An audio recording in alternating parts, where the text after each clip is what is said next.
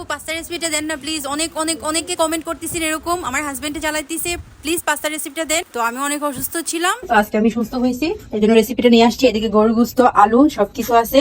আর এই পাস্তার মূল উপকরণ হয়েছে সস। এই যে শুরু করে দিছি। আমি একটু রান্না করতে আসি, তোমার চালাতে হবে ফাজিল। তো আপনারা, আমি যত ডাক্তার বলছে মুরগি খাবো না ফার্মের, আমার চুলকানির প্রবলেম আছে, জন্য আমি গরুর গোশত দিছি। আপনারা চাইলে মুরগির গোশত দিয়ে রান্না করবেন, আর মুরগির গোশত দিয়ে রান্না করলে অনেক স্বাদ হয়। এদিকে দিয়ে দিলাম আদা রসুন, দিয়ে দিলাম একটু মরিচ গুঁড়া পরিমাণ মতো, যে যতটুকু খান ততটুকু দিবেন। যে ধনিয়া দিলাম, হলুদ গুঁড়া, জিরার গুঁড়া দিলাম। মশলাটা হচ্ছে দারচিনি, এলাচি, তেজপাতা আমি পাউডার করে রাখছিলাম এগুলা। হ্যাঁ, আমি গরুর মাংসটা থেকে এখানে দেবো, কিন্তু আমি মশলাটা মুরগির মশলাটাই দিলাম। এই যে লবণ, সয়া সস দিলাম, একটু দুধ দিলাম, 5 মিনিটের পর্যন্ত ঢাকা দিলাম। মশলা নেওয়া কষানো হয়েছে, আমি এই যে গোশত আর আলুটা দিয়ে দেবো। গোশত কষানো হোক, মাঝে মধ্যে একটু নাড়া দিয়ে রাখবেন যে নিচে না লেগে যায়। মশলার প্যাকেট দিয়ে দিবেন।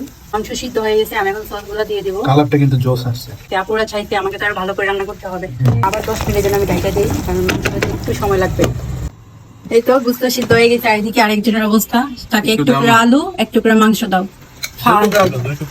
এক টুকরাই দেবো, এই যে এক টুকরা আলু।